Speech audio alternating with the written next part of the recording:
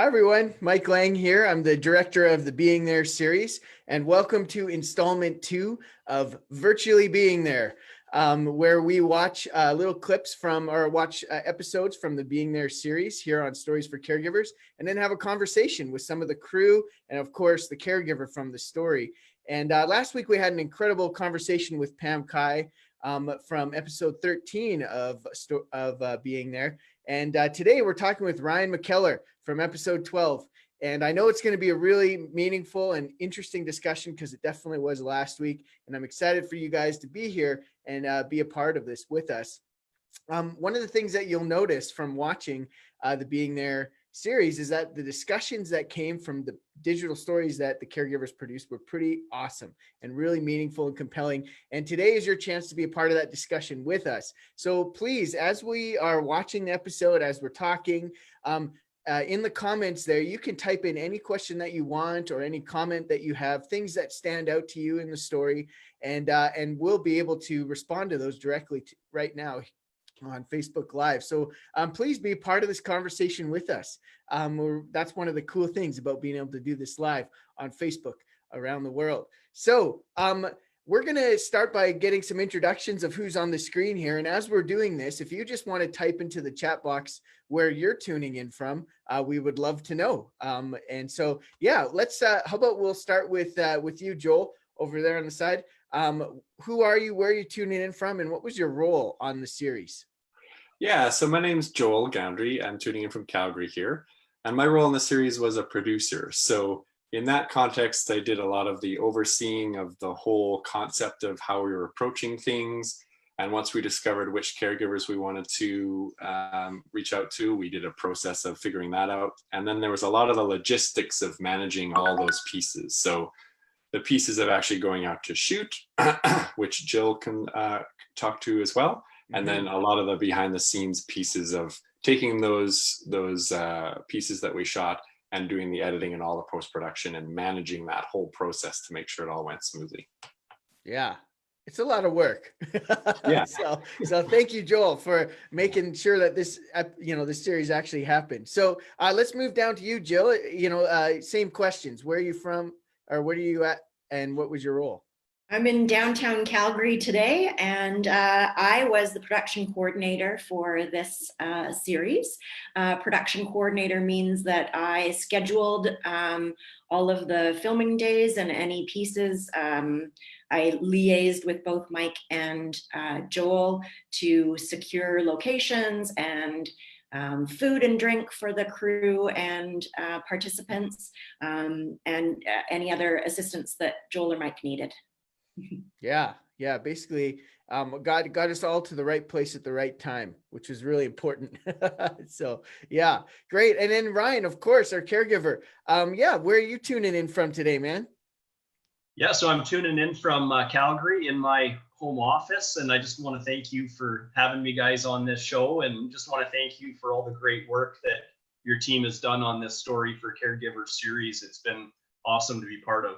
Yeah, well, hey, it's been awesome to get to work with you and get to meet your family. You have a really fun family, as I'm sure people found out in the episode while they watched it. So yeah, speaking of the episode, let's get right into it. We're going to watch it right now.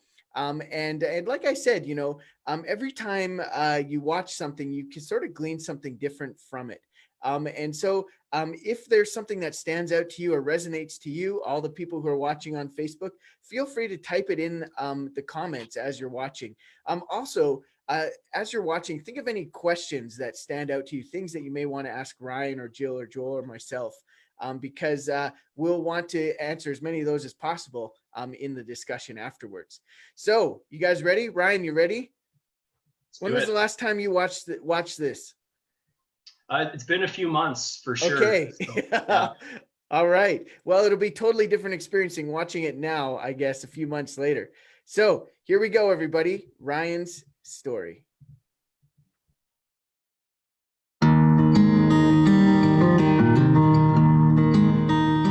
It's a business that I started with my father 5 years ago.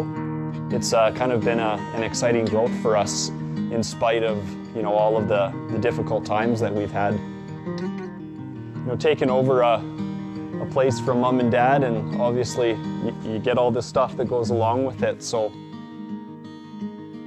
Dad never would have called himself a cowboy, but he certainly loved the culture of it, and he loved he just loved being out there. And yeah, it's neat. There's all this old gear in here. It brings back lots of memories. You got your suitcase? Bring that in the house.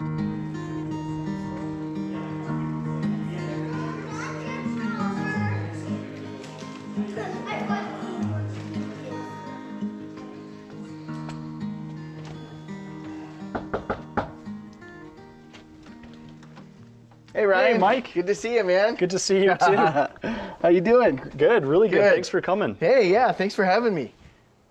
I got some photos. Great. I'm glad. I know you've got a few different albums here. Well, these are old ones. These are old pictures, yeah. Oh, that's your parents? Those are wedding photos. Oh my gosh. So I've been able to make digital stories with hundreds of caregivers over the past 9 years. And basically a digital story is a short 3-minute movie that uses a voiceover and your own photos to share an important story from your life. So once we've created this story together, you'll have a chance to share it with some of your friends and family. Oh yeah, he'll love it if that gets... short shorts and the mustache. That's awesome. It's emotional, and it stirs up a lot of feelings that I didn't even realize that I had. You put two photos together, it really creates a feeling. Yeah, right? well, and one day, sitting with your family and your grandkids, and then, the next day in intensive care in Seattle, who would have thought? Awesome. All right. Totally different place, isn't it? Cool. How many grandkids do we have, Don? 5. 5. Awesome. 5. Hey, here's someone right here. Hey, guys. Hey, Kristen. Good to see you. Yeah. Hey. Hey again. Hey, Brett. Good to see you, man. Sorry, guys. Good. Cool. Good. That's cool. That would be fun with all a bunch of kids. Just chaos in the pool and everything. Yeah. Go, kids. Go. All right. Oh, great. Go. Hey, kiddos, you guys can hang out on the carpet. Cool. All right. You guys ready? Ready. Yeah. Here we go. You guys ready? Yeah. All right. Ready. Here's Ryan's story. Growing up, our family was very close. We were a work hard, play hard kind of family. I think a lot of that mindset originated from my dad. My dad was that youngster who had the biggest paper route in Calgary at the age of 10 and never looked back. But his family always came first. So it only made sense that when Dad suffered a catastrophic brain hemorrhage at the age of 59, we approached his recovery with the same work hard, family first mindset that he instilled into us.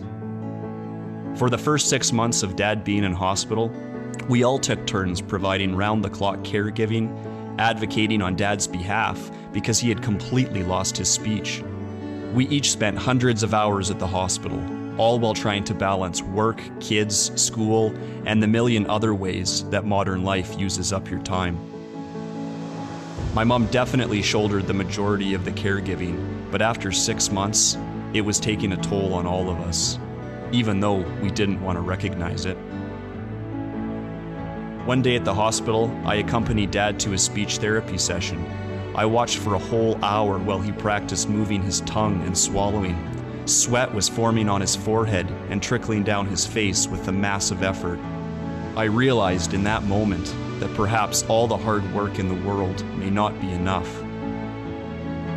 A couple of weeks later, we started interviewing for private care workers who could provide our family with additional support. The idea that we needed outside support to care for someone we loved was a difficult thing to accept. But this was the beginning of our family's journey to rediscover a new normal. I have more respect than ever for my dad after watching him persevere over the past 2 years.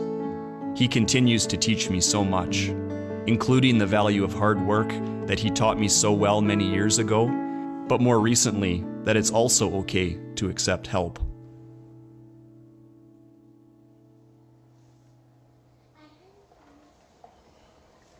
There we go. Good job. That was very good. It was awesome, wasn't it, hon?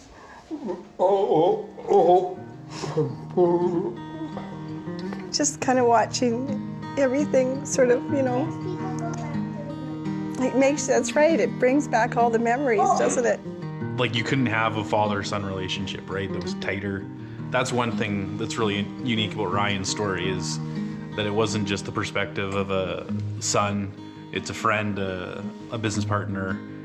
He was taking care of a house, he was taking care of his family, he was taking care of a business. And I think the one thing that I really appreciate from Ryan's story is being a male. Men don't often talk about the pressures that they have when they're in these situations. It's a lot harder for them to sit down and just get it off their shoulders or express that maybe they're not doing that great. And I think this story was really good for you, just to realize what a year it has been, or 20 months it has been, and to know that it's okay to have feelings about it, and to be sad about it, and to ask for help. And I think that's huge. Well, and perhaps like the biggest lesson is that, Dad, you're not angry about what's happened. Like, there's no bitterness. It'd be really easy to be bitter, but he's not. I think that's a huge life lesson for all of us, that, he's still enjoying life and loving his grandkids, and he's there for all of us. That's huge. That's taught me a lot. And I'm always touched, because so many times people will say, Dawn, you're doing so well, look at you. And he always points to me. And I just think, wow, it just touches my heart, because it's not me, it's us, right?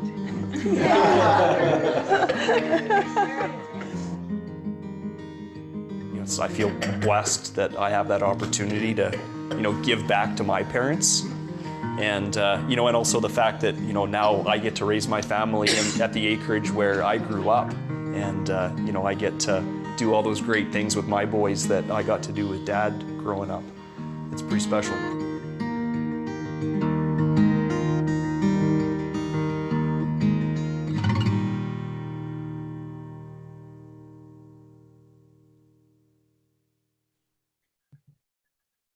Awesome. Cool. What a story. I mean, there's so much in there. And I think that's what I love so much about these stories, is there's so many things that you can draw from them.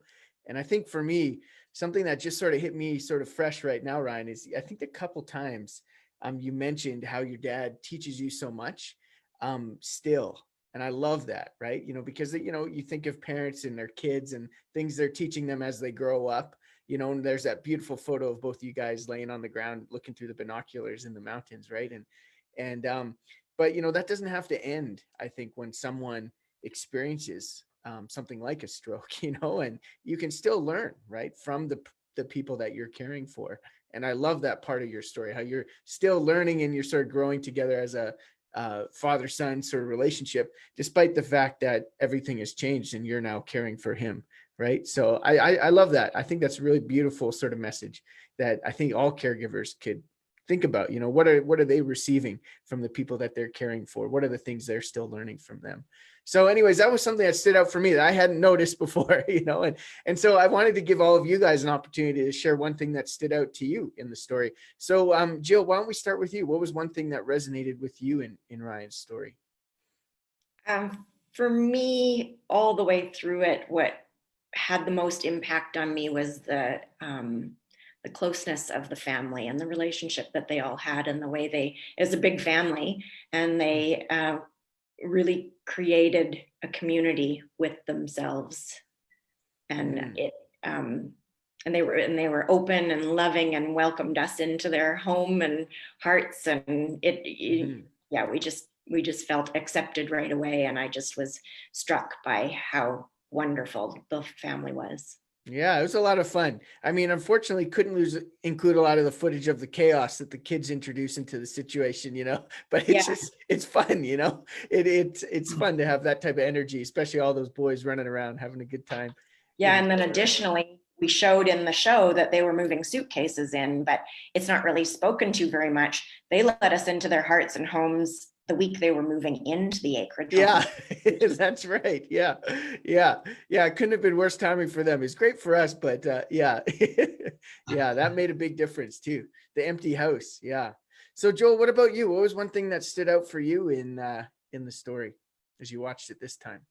Yeah, I think watching it this time, I was struck by the comment about how men tend to not talk about their feelings in terms of this kind of stuff very often.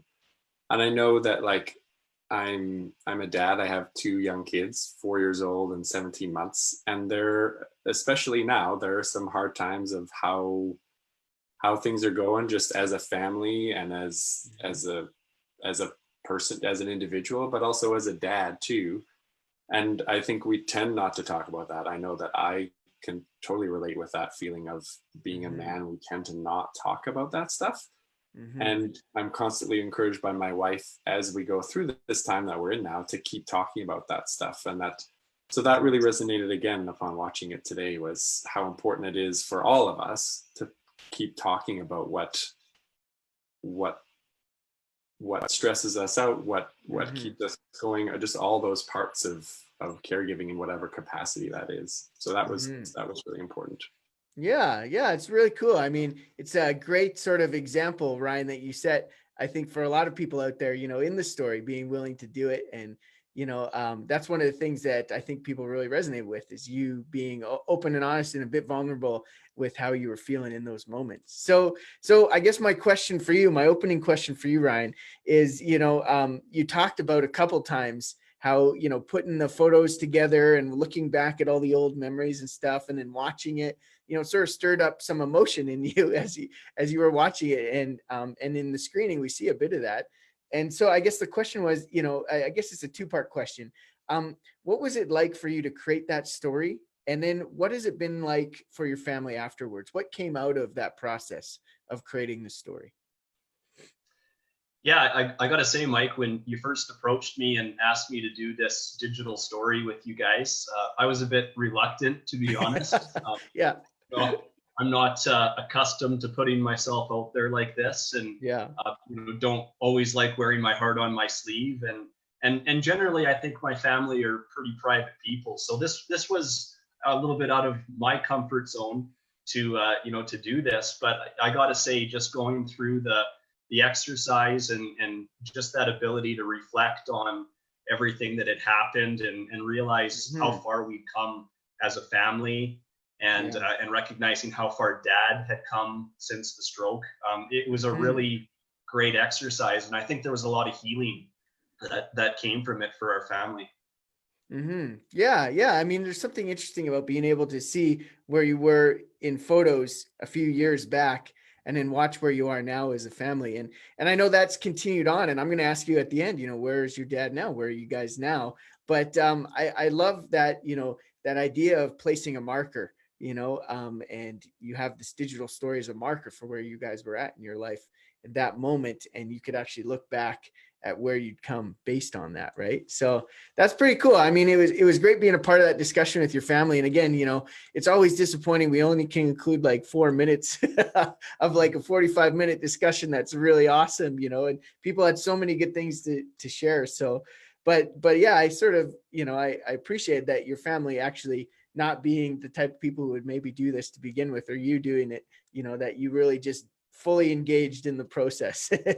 So thanks for doing that. I mean, it's amazing. So I'm glad you gave us that push. Yeah. If there's one thing I'm good at, right? Yeah. It's pushing people in that way.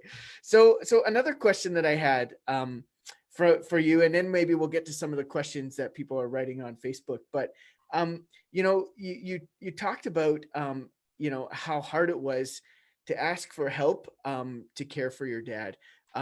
Because, you guys had that work hard, play hard, take care of family sort of mentality. And so I guess my question is, how did you come to that decision as a family to ask for help, to try and find a caregiver to help your mom care for your dad and help you care for your dad? I'm sure that wasn't an easy decision to make. So what was that process like for you guys? Yeah, it was definitely a process. You're right. My family always kind of had a, pull up your bootstraps mentality and figure out how to get this done. And, certainly early days when, dad was in critical condition, we were at the hospital day in, day out and at his side. And then, he was in the hospital for a year before he was finally discharged. And then, returning home and coming to that recognition that, yeah, we couldn't do it all. We were going to burn ourselves out if we tried to do it all. And coming to that point where we accepted that we needed outside help. It was, it took us a while to get there. There's no doubt, but we came to that recognition that by allowing outsiders to come into our lives, it meant that we could be better for one another, because we weren't suffering from burnout when we had that support. Did you feel like you guys were burning out when you were at the hospital every day, like changing rotations, and like, did you guys burn out? Do you feel like you never got there or you did? Well, in hindsight, I think it's fair to say that we probably were suffering from burnout, but in that heat of the moments, when it's your loved one in that situation, you do what you got to do. And, and I feel like that's what we did. But then, once we realized that dad was stable and that, he was able to return home, just that cognizance of, hey, we can't keep going on like this. We have to make changes. Yeah. I think it's really important for caregivers. There's that acute phase where you're starting to, you do everything you can to help your loved one. But then at some point you need to take a step back and sort of evaluate where you are as a caregiver, right? And think about, okay, how can I continue to do this long-term in a way that cares for our loved one, but also all the members of the family that are part of this team that we've created. And I think, that's really cool that you guys were able as a family to stop, take a step back and reflect on it and think about, okay, how can we continue to do this long-term? And I think hopefully there's other caregivers out there who maybe will learn that from your story and think, maybe now's the time for us to stop and take a step back and figure out how do we do this long-term. So yeah, that's awesome. Cool. Well, I of course have a million more questions for you, Ryan, but I'm going to turn it over to Joel. And I think he's got a couple questions from Facebook Live for you. Yeah, so I'm kind of combining a couple of the questions that have been asked, and I think they make a lot of sense to this time right now. So the questions are about how the concept of social distancing and what that looks like for your dad's care plan right now, and what that looks like for your family. Because I think we're all in those moments right now of how does this affect us and the people that we love the closest. So I think the question that they have is about how this affects you and your family specifically and caring for your dad. Yeah, it's interesting times. I think, normally when people think of caregiving, they think of being in proximity and being in physical contact. Right now it's very different for myself, being that I'm not dad's primary caregiver. The best way that I'm able to help right now is actually staying away in this time, which is really hard to wrap your head around.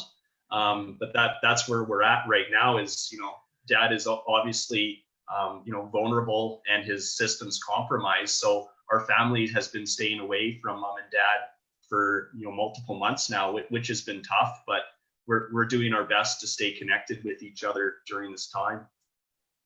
Yeah. All you can do is your best at this point in time. It's sort of strange, the way that you can care for them is not be around them, and I bet you there's lots of other caregivers trying to navigate this sort of weird time in the best way possible right now. So it's interesting to hear your family's doing it. Is it mainly sort of Skype and Zoom and stuff like that to connect with your parents? Is that what you're doing? Yeah, lots of texting and FaceTime and phone calls. I think it's definitely placed a lot more burden on, my mother being the primary caregiver for my father. Just being that the rest of us do need to stay back. But yeah, we're doing our best to maintain that sense of family that we've always had. Yeah. That's awesome. Yeah.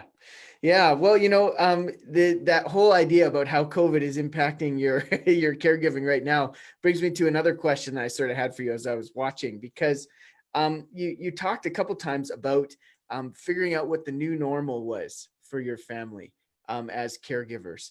And I think that's something that's really interesting, because we're hearing that type of language a lot now in our society. What is our new normal? In the midst of social distancing and pandemic and all that type of stuff. And what I'm interested in is how did you guys discover that new normal for your family? Because I think we're all going to have to discover this new normal for ourselves. And it would be great to know from your experience, what is that process like? How did you guys get to this place of feeling like you had found a new normal? Yeah, obviously it's a term that's being used a lot lately, and rightfully so. It was kind of a new term to us when, we were first talking about it following Dad's stroke. I guess, at least for me, I've kind of come to the realization that, maybe there isn't such a thing as normal. Life is always changing, and our sets of circumstances are always changing. And I think just being, cognizant of the fact that we need to adapt. For my dad, he was 58 years old and healthy, and he woke up one morning thinking he was going to go play golf, and he suffered a major brain hemorrhage. We don't have control over our lives. I've come to that realization that we're not in complete control, and just learning how to be adaptable and learning how to be there for one another. That's certainly what I've taken away from this experience. Mm-hmm. Yeah, it's interesting to think that, especially people families who've experienced sort of a very sudden, serious health issue, it's almost like we're all experiencing that collectively as a culture right now, that same experience of everything changes in this moment. Now what, and the adaptability and being there for each other, in that moment. I mean, sometimes maybe that's the best you can do in the midst of this. Yeah. So, I mean, as you guys figured out this new normal as a family, were there like hiccups and challenges you faced, or, was it a pretty smooth process, or, how did you sort of incorporate this new caregiving aspect of your life into things that were already happening? Yeah, definitely there was a learning curve. Just being that, we, the stroke was very sudden. So it wasn't, this wasn't something that we were able to prepare ourselves for. It wasn't a progressive thing where we could kind of fall into that caregiving role. This was a very sudden traumatic event for Dad. So there was a steep learning curve. There's no doubt. And there was definitely different stages of caregiving from, the time he was in the hospital, to the time he was just discharged back home. The caregiving is continuing to change and evolve. And, we're continuing to learn and trying to adapt. Yeah. Yeah, no doubt. Wow, it's really interesting, thinking about all these different things with this new lens of COVID-19, and there's so much you can learn from the story that's applicable to our lives right now, not even as someone who's caring for someone with a stroke, right? So that's awesome. Well, I want to bring Jill into this conversation as well, because one of the things that is awesome about being involved in the production side of these things is you get to see a lot of things behind the scenes that sort of can also teach you as a person and help you grow as a person and learn new things. And so, Jill, I wanted to ask you, as the production coordinator on this episode and being involved sort of with Ryan's family, was there anything that stood out to you, something that our viewers may not have seen in the episode itself? I think I would probably echo what I said the first time around. With what resonated with me that we saw on screen was exactly the same as what we saw off screen, just more of it. It was Christmas. They were moving into an acreage. But when we arrived, we played on that ATV and hauled those kids behind it on the sleds. Yeah. And it just felt like we were part of the family. And there's so much joy that this family has for spending time together and for living on the acreage and in the environment that they do. And then we played in the backyard in the playhouse, and we were hauling things up and down with that bucket. And when we were inside, there were snacks, hors d'oeuvres going in and out of the oven. And they fed us. I know. The Christmas tree was up, and not all the furniture was even there. It was a really touching experience. I think we did, even though we've got so much more footage of more of the same, I think we did capture in the episode the essence of what it was like to work with this family. Yeah, that's awesome. Yeah, and we do really appreciate the way you just brought us in, and fed us, and brought in just the couches we needed so that we could do a screening, into an empty house. There's so many little logistical things, that happen that people don't get to see in the episode. But yeah, we really appreciate your family, Ryan, doing all that for us. So Joel, I was also going to chime in. I think it was interesting that we filmed that episode in your house as you were moving in, Ryan. And so there was no furniture. We literally cooked, I think, wings in the first time that the oven had ever been turned on. And I think it was a really lovely reminder that it wasn't the furniture and it wasn't the walls that made the home. It was the people in it. Without any furniture, without all those pieces that we're used to, it still felt like home. And I think that's such a powerful piece, that it wasn't, the furniture doesn't make the home, the people in it do. And that was really lovely. Yeah, totally. Cool. Well, Joel, is there any more questions online there? Has anyone have anything to ask Ryan or Jill or myself for you? There have been some really lovely comments about Anita, Ryan's mom, and her role in caregiving for Dawn. And I think this may go back to a question that you were going to ask as well, Mike, is now seeing this about a year later, to just know how Dawn's doing and how your family's doing and how things progressed from that time. Yeah. So where are you guys now, Ryan?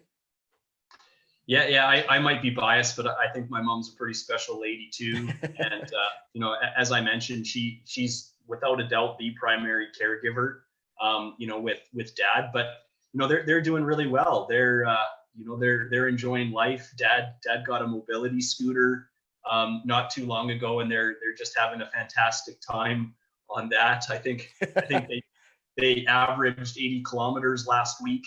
No way. Mom's walking and Dad's on the mobility scooter, and that's been great for them in this time. To get out and get fresh air. Dad's continuing to make gains. We're just so proud of him. He's still doing his therapies, mostly remotely now, but he's still doing his speech therapies and he's making gains, which is amazing to see that he's got that perseverance. It's been truly inspirational for me to watch them, albeit from a distance right now, but definitely they're making gains, and just so proud of the way they've responded. Yeah. And you were saying earlier, that 6 months, you were told sort of 6 months will be the primary gains. And here he is, I think almost 2 years, almost 3 years now. Yeah. And he's still making gains. I think that's really inspiring. I think for anyone who's maybe suffered something like that or caring for someone like that, that those gains can still happen, years down the road, if he seems like he's pretty committed to it. So that's really cool to hear that he's still, like, the speech is still improving and the mobility still improving. Yeah. Brain injuries are a hard thing to understand. And I think there's a lot we don't understand about the brain and brain injuries in general. And, I think a lot of Dad's gains, it really boils down to just his perseverance and his drive. And the fact that he's still happy to be alive and he's seeing the positivity in his life and all the good things that he's got. I think that's where he's really driving his motivation. Mm-hmm. That's so cool. Well, I'm sure his little grandkids have something to do with that too, right? It's so fun to have little kids around to play with and do things like that. So hopefully, this whole COVID thing will settle down soon and he'll have that in his life again. So absolutely. Yeah. Cool. Awesome. Cool. Well, thanks so much, Ryan, for being willing to do this and talk about your experience on the show and everything. And so we're just going to wrap it up right now, maybe just with one sort of final comment from anyone, Joel or Jill. If there's anything that you wanted to sort of, or Ryan, if there's anything you would want to leave with all the caregivers out there who may be watching right now, there's one thing, if you had to summarize from your experience. Yeah, I think I would say don't be afraid to ask for help. You've probably got people around you that would really like to help, but don't know how. So it's important to reach out and ask for that help. And also the power of family and the power of love and what that can do in pretty dark circumstances. Mm-hmm. Yeah, awesome. Well said. What about you, Jill? What comes to mind is the hope that and the joy for life that Ryan describes that his dad still has. I just think, when something traumatic happens in our lives, we need to remember that it's not the end, and that there may still be a lot of joy and life left to live if we grasp onto it. Yeah, there's always more to the story. That's for sure. Yeah. What about you, Joel? Yeah, I think what stuck with me as well is the comment that you said, Ryan, about sometimes there are ways to offer help, and sometimes the most we can offer is just to be there. And I think in these times where we sometimes physically can't go to help because we can't be close to someone or can't physically be in their space, that sometimes just those messages or those reach outs or just those little bits that we have available to us that can say, I'm here, let's talk or let's chat, I think is still so important in this time, because if we can't physically be there, at least we can be there in this way, even, right? In this way that we're virtually there, like, yeah, build those opportunities to do that. Yeah, that's awesome. Yeah, I think the one thing that really stood out to me that we hadn't talked about yet is, that comment that you made about where you got a little emotional in the story and you said, my dad isn't bitter about what happened to him. And I think for me, that's a really good reminder right now to not be bitter about all the things that, I've lost in my own life, or that I watch, my neighbors and friends and family who are losing jobs and really, they're losing a lot. I think we're all losing a lot right now. And so I think thinking about how do we sort of confront those losses and those challenges in a way that we don't become bitter.